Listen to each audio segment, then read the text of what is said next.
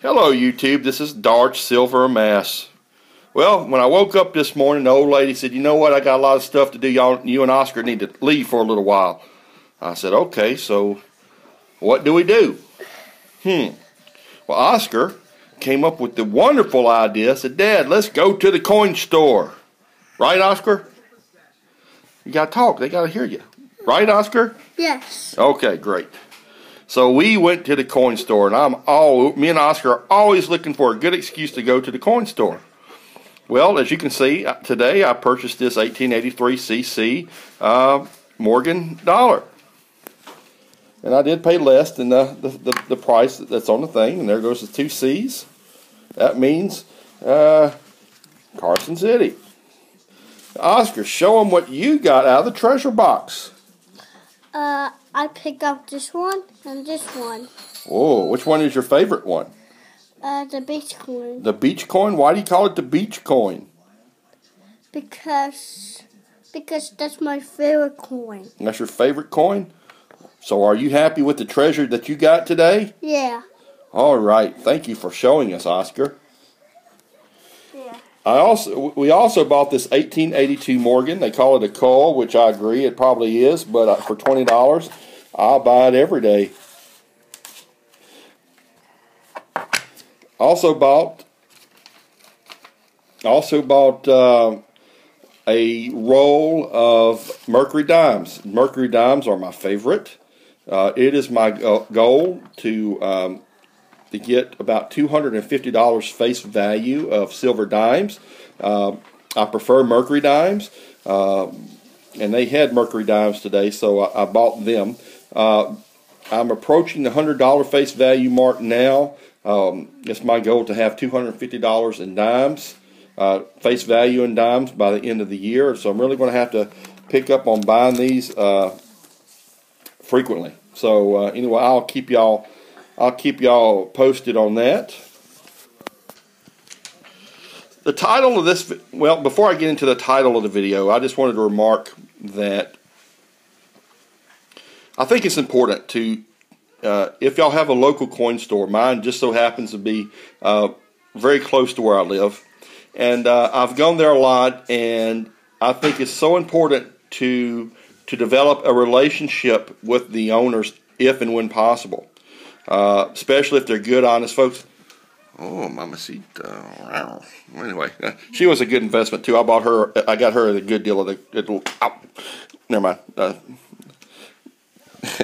Anyway, I think it's very important to establish very good relationship with the owners, because especially they're good, honest folks. 'Cause a lot of times they'll give you good deals on stuff. You know, they know who I am. They know who Oscar is. When we walk in the door, they say, "Hey, Oscar, you want some treasure?" And that's with me without even saying I'm going to buy anything, because I don't necessarily buy.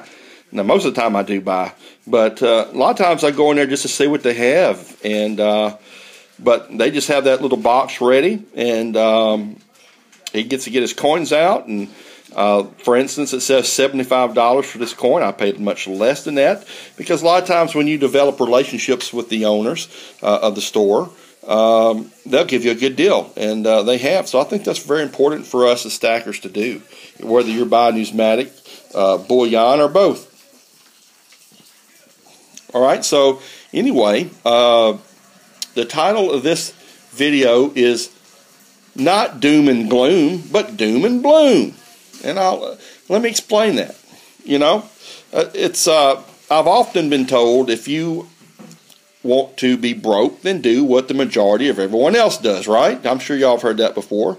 And Dave Ramsey has the saying, live like no other now, so you can live like no other then. And I agree with that. And I think that's what we do as stackers, because so many people on YouTube have so many criticisms against us. Well, you know, if we're going to do what the majority does, then we're going to be broke like the majority, right? So I think it's a good sign. I think that means we're going in the positive directions if we kind of go against the flow. Wouldn't you agree? Because you know what? I've been investing in the market for the last 10 to 15 years, and guess what? I'm still broke. So I decided in the last few years I'm going to up my tangible assets. Build a strong positive net worth.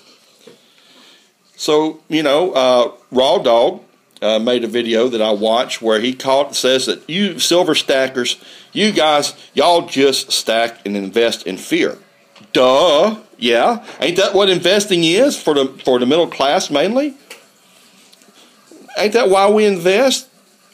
I invest because I have fear that if I don't invest, I'm going to be, once I can't work no more, I'm going to be homeless and hungry. And my wife will leave me. And my kids won't have nothing to do with me because I can't loan them money and buy them treasure. Okay? So I invest in fear of not being able to maintain my lifestyle when I can no longer work. And that's another thing. How many of you work with people who have just given up and say, you know what, I'm just going to work till I die? That's a fear that I have. I don't want to work till I die. I want to retire at a somewhat, in my 50s, mid to late 50s, right? And enjoy life and get to do some things that I like to do, like go fishing and chase women and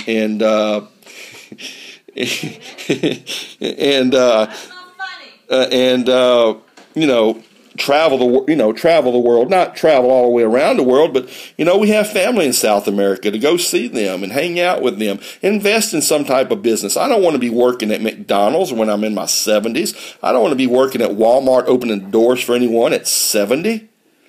Not to badmouth people who do that. Some people in their 70s want to do something like that. Me, I want to do what I want to do at 70, whether it is, if I decide I do want to open a door for someone at Walmart, my choice. Okay?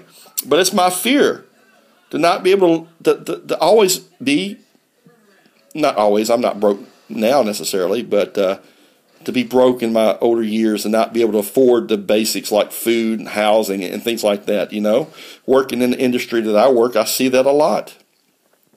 And so, yes, I do invest in fear of not maintaining our standard of living, not leaving a legacy for my two kids. So yes, I would say that I would argue that the middle class, no matter if you're investing in tangible, precious metals or other tangible assets, or whether you're investing in mutual funds, stocks, bonds, whatever, we're all in the middle class. I would argue are investing in fear. Due to fear. And that's the doom part. Well, the gloom part is that I'm investing, hoping that my investments will bring me prosperity. Therefore, the bloom. Even if they say the gloom is related to the economy falling apart, right? Well, if it does, I'm still hoping that my investments profit me and bring prosperity in the end, right? That's what we do this for. That's what everyone invests for, right? That in the end, it brings us some prosperity, that we make good investment decisions. I mean, investing is an uncertainty. Now, some investments have more uncertainty than others, but no matter if the economy collapses or if it recovers, I think you cannot absolutely go wrong in investing in tangible, precious metals. Am I right? Look at how they performed since 2003 to now. They've outperformed just about everything. So I don't think you can go wrong at all in gold, platinum, and silver. Right? Just food for thought there, guys. Anyway, not doom and gloom, but doom and bloom. May the force be with you.